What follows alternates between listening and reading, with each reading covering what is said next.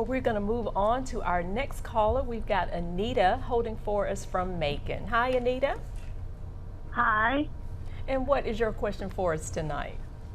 I have a lawsuit that's pending. The lawyers have telling me that they're working on the case, and it's been over 5 years now. Mm-hmm. So I don't know, is there a statute of limitations to how long they can hold it out? Marty?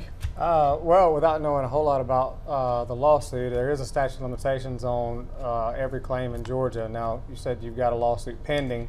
If that lawsuit is truly pending, if it's been filed, then they've preserved your statute of limitations. You don't have to worry about that necessarily. There's other time frames you have to worry about.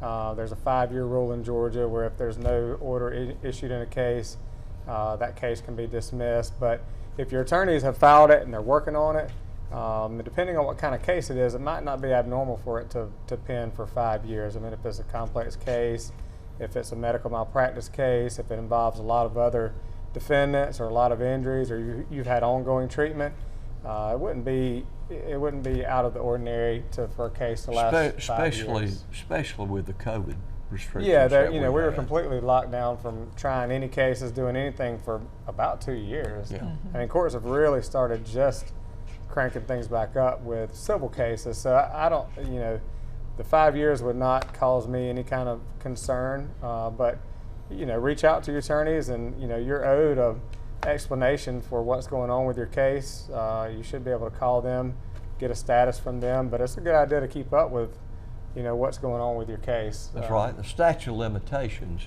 generally speaking, with exceptions, is 2 years. Mm-hmm. So if the case is filed within 2 years, it can continue pending. Sounds like maybe for another 3 or 4 years. Yeah.